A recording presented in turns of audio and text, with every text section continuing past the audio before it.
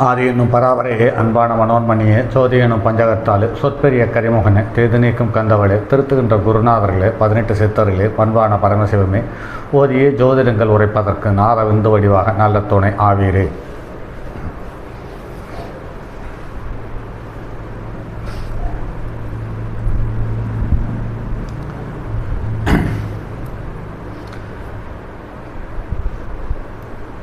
ஜோதிடம், ஆன்மீகம், வாழ்வியல், மருத்துவம் என்ற 4 தலைப்புகளில் தொடர் காணொளிகளாக கொடுத்து வருகிறோம். அந்த வகையில் இன்று ஜோதிடத்தில் மற்றும் ஒரு பதிவு, இருதார யோகம் எப்படி அமையும் என்பது சார்ந்த தகவலுக்கு எடுத்துக்காட்டு ஜாதகத்தோடு தகவலை சொல்லுகிறோம். ஒரு ஜாதகத்தில் லக்னாதிபதி 7ஆம் இடத்துக்குரிய அதிபதி ஒன்றுக்கொன்று பகையாக இருக்கும் பட்சத்தில் குடும்ப வாழ்க்கை மிகவும் கடினமாக அமைந்து விடுகிறது.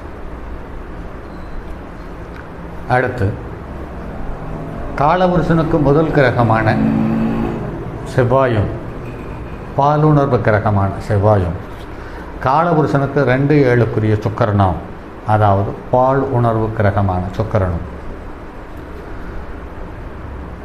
இது இரண்டில் ஏதாவது ஒன்று வக்ரம் பெற்றிருக்கும் பட்சத்தில்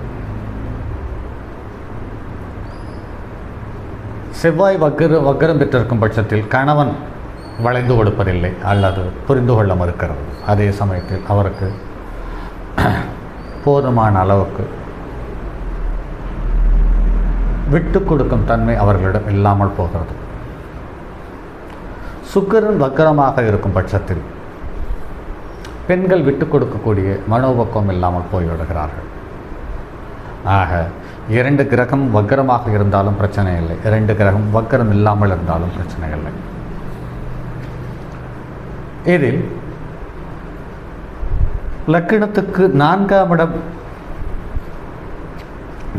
இடத்துக்குரிய கிரகம் 4ஆம் இடத்திற்கு 1, 5, 7, 9, 11ஆம் இடங்களில் அமைய பெற்றிருப்பின் அவர்களுக்கு தரமான குடும்ப வாழ்க்கை அமைகிறது. 4ஆம் இடத்துக்குரிய கிரகம் தனுஸ்தானத்துக்கு 3, 6, 8, 12இல் அமையும் பட்சத்தில் அவர்களுடைய தசாபத்தி காலத்தில் குடும்ப வாழ்க்கையை சிதறடித்து விடுகிறது என்பது நடைமுறையில் எண்ணற்ற ஜாதகத்தில் பார்க்கிறோம்.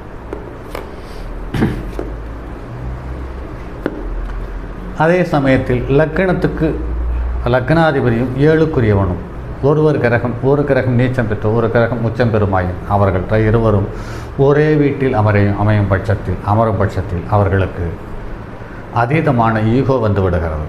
நான் என்ற அகந்தை மேலோங்கி விட்டு கொடுக்க மறுக்கிறார்கள் அல்லது புரிந்து கொள்ள மறுத்து விடுகிறார்கள். இப்படிப்பட்ட குணாதிசயங்களால் வாழ்க்கை துணை சற்று ஏற்ற இறக்கங்களோடு அமைந்து பிரிவினையை தந்து விடுகிறது.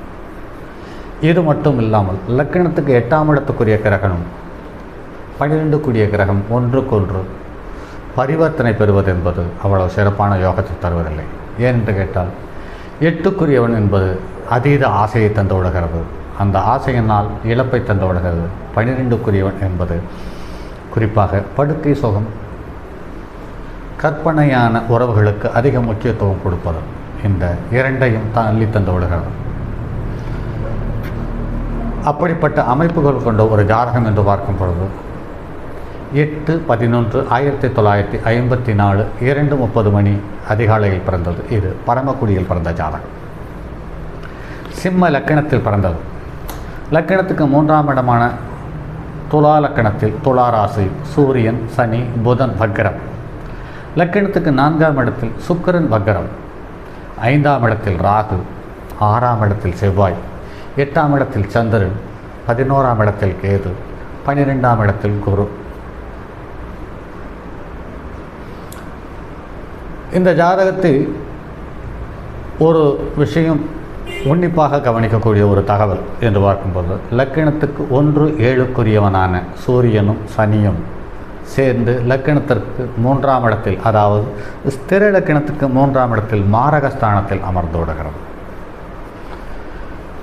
சனி இங்கு உச்சம் பெறுகிறார், சூரியன் இங்கே நீச்சம் பெறுகிறார், புதன் இங்கு வக்கரம் பெற்று இருக்கிறார். இந்த ஜாதகத்தில் புதனும் வக்கரம், சுக்கிரனும் வக்கரம், ராகுவும் வக்கரம், கேதுவும் வக்கரம், ஆக 4 கிரகங்கள் வக்கரம் பெற்றது. இந்த 4 கிரகங்கள் வக்கரம் பெறும் பொழுது இவர்களுடைய எண்ண அலைகளை பூர்த்தி செய்யும் அல்லது உணர்வுகளை பூர்த்தி செய்யும் வாழ்க்கை துணை என்பது இவர்களுக்கு இயல்பாகவே கிடைப்பதற்கான வாய்ப்பில்லை. ஏனென்று கேட்டால் லக்னாதிபதி நீச்சத்துக்கு வீடு கொடுத்தவன் வக்கரம். அந்த வக்கரத்துக்கு வீடு கொடுத்த செவ்வாய் உச்சம், செவ்வாய்க்கு வீடு கொடுத்த கிரகம் சனியும் உச்சம். ஆக இவருடைய வாழ்க்கை துணையும் சரி, இவரும் சரி, உடல் தேவைக்காகவும் பண தேவைகளுக்காக மட்டும் ஒன்று கூடக்கூடிய மனோபக்குவம் இருக்கும். அந்த உடல் தேவையோ பண தேவையோ சற்று செழிப்படையும் பொழுது இவர்களுக்கு ஒற்றுமை இல்லாமல் போய்விடுகிறது. இவர் முதல் திருமணத்தை 1978 கேது திசையில் சூரிய புத்தியில் காதலித்து திருமணம் செய்கிறார்.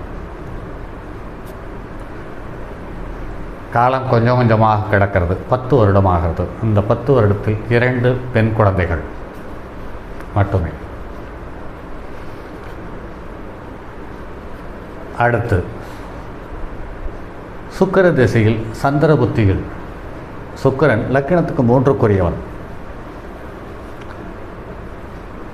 சந்திரன் 8ஆம் இடத்தில் இருக்கக்கூடிய கிரகம். ஆக லக்கணத்துக்கு இந்த ஸ்திர லக்கணத்துக்கு 3, 8க்குரியவர்கள் தொடர்பு பெற்று அவமானத்தோடு கூடிய பிரிவினையை தந்து விடுகிறது. அடுத்து அந்த 1988 மற்றும் ஒரு திருமணம். இங்கு லக்கணத்துக்கு 11ஆம் இடத்தில் இருக்கக்கூடிய கிரகம் 11ஆம் இடத்துக்குரிய கிரகம் வக்கர பெற்று 3இல் அமைந்து 3, 7, 11க்குரியவர்களுடைய தொடர்பு பெறும் பொழுது இவர்களுக்கு ஒன்றுக்கு மேற்பட்ட வாழ்க்கை துணையோ ஒன்றுக்கு மேற்பட்ட பெண்களுடைய உறவோ இவர்களுக்கு கட்டாயமாக வாழ்க்கையில் சந்திக்க வேண்டிய சூழ்நிலையில் தள்ளப்பட்டு விடுகிறது. அந்த வகையில் பார்க்கும் பொழுது இந்த லக்கணத்திற்கு, அதாவது ஸ்திர லக்கணமான நெருப்பு லக்கணத்திற்கு 3ஆம் இடம் காற்று லக்கணம் மாரகாதிபதியாக அமைந்து அல்லது பாதகாதிபதியினுடைய தொடர்பு பெற்றிருக்கிறது. சற்று பலமான ஏற்ற இறக்கத்தை தந்து விடுகிறது. ஆக 2வது திருமணமும் 2004 விவாகரத்து நடத்து இவர் தனியாளாக இருக்கிறார். இவர் கலைத்துறையில் அதீத திறமை கொண்டவர், பன்முக கலைஞர். ஏனென்று கேட்டால் சுக்கிரனும் வக்கரம், புதனும் வக்கரம். இந்த புதன் வக்கரமாக இருந்தாலும் உச்சம் பெற்ற சனியோடு சேர்ந்து விடுகிறது. சுக்கிரன் வக்கரமாக இருந்தாலும் சுக்கிரனுக்கு வீடு கொடுத்த செவ்வாய் உச்சம் பெற்றிருக்கிறார். உச்சம் பெற்ற குருவனுடைய பார்வையை பெறுகிறார். ஆக சுக்கிரனுக்கும் குருவனுடைய பார்வை உண்டு, செவ்வாய்க்கும் குருவனுடைய பார்வை உண்டு. வக்கர கிரகமான சுக்கிரனுக்கும் பார்வை உண்டு, உச்ச கிரகமான செவ்வாய்க்கும் பார்வை உண்டு. இது ஒரு சாலச்சிறந்த அமைப்பு. அந்த வகையில் பார்க்கும் பொழுது ஒரு சராசரி மனிதனுக்கு என்ன தேவையோ அனைத்து சுகங்களையும் கிரகங்கள் இவருக்கு குறைவர கொடுத்தது. ஆனால் குடும்ப வாழ்க்கை என்ற ஒரு விஷயத்தை இவர் பூரணமாக அனுபவிக்க தகுதியில்லாத ஒரு கட்டாய சூழ்நிலையை தந்து கிரகம் சதுரங்க விளையாடிவிட்டது. இதில் 5ஆம் இடத்தில் இருக்கக்கூடிய ராகு பாரங்கள் நெருப்பு வீட்டில், லக்கணமும் நெருப்பு வீடு. ஆக தன்னுடைய குழந்தைகளும் 5க்குரியவன் அவனுடைய ஸ்தானத்துக்கு 8க்கு போனதனால் அதுவும் சிறப்பாக இல்லை. அவர்களும் ஒரு வித்தியாசமான கலைத்துறையிலேயே இருப்பார்கள். ஆக லக்கணத்துக்கு 3, 7, 11க்குரியவர்களுடைய தொடர்பு ஒருவருக்கொருவர் ஏற்படும் பொழுது ஒன்றுக்கு மேற்பட்ட காதலோ ஒன்றுக்கு மேற்பட்ட உறவுகளோ ஒன்றுக்கு மேற்பட்ட வாழ்க்கை துணையோ வாழ்க்கையில் வந்து அந்த வாழ்க்கையை சின்ன பின்னமாக்கி விடுவதை நடைமுறையில் பார்க்கிறோம்.